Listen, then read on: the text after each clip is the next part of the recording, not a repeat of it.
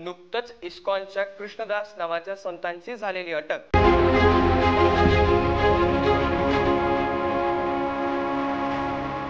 आज हिंदूंची तिथली संख्या ही 8% घसरली आहे। कारण आमच्या भारतीय संस्कृतीत म्हटलं जातं की अन्याय करणाऱ्यापेक्षा अन्याय सहन करणारा हा जास्त मोठा व्यक्ती गुन्हेगार असतो।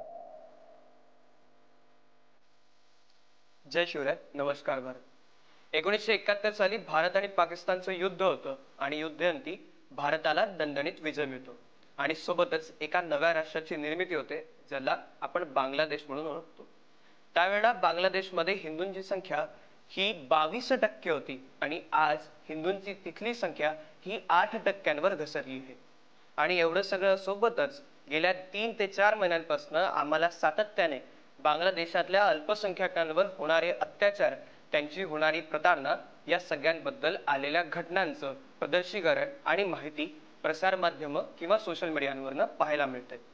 सोबतच नुकतंच इस्कॉनच्या कृष्णदास नावाच्या संतांची झालेली अटक आणि त्यांच्याद्वारे हिंदूंना एकत्रित होऊन संघटित होऊन या अन्यायाविरुद्ध लढा देण्याची आवश्यकता आहे असं मत हे बरीच मोठी चिंता आणि तेथे अल्पसंख्याक विरोधी होणाऱ्या अत्याचारांना आमच्या समोर स्पष्ट करतं।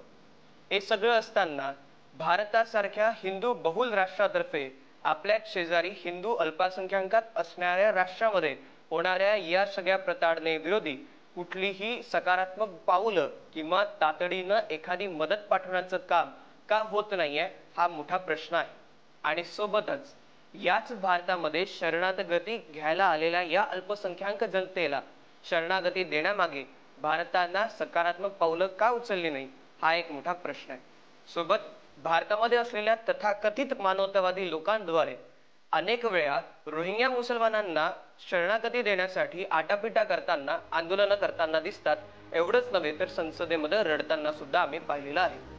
परंतु याच मानवतावादी लोकांतर्फे आमच्या भारतामध्येच शरणागती देण्यासाठी मानवतावादाचा मानवतेचा धर्म निभवण्यासाठी अल्पसंख्याक बांगलादेशी जनतेला शरणागती देण्याचा मुद्दा का उचलला जात नाही हा मोठा प्रश्न उपस्थित करतो। भारतामध्ये असलेल्या अनेक हिंदू संघटनेतर्फे आणि जागतिक स्तरावर हिंदूंचं संघटन म्हणून घेणाऱ्या संस्थांतर्फे सुद्धा सकारात्मक पावलं उचलून भारतीय सरकारवर दबाव आणून अल्पसंख्याक बांगलादेशी जनतेसाठी न्यायाची भूमिका मांडण्यासाठी प्रवृत्त करण्याची भूमिका का केली जात नाहीये हा एक मोठा प्रश्न आहे।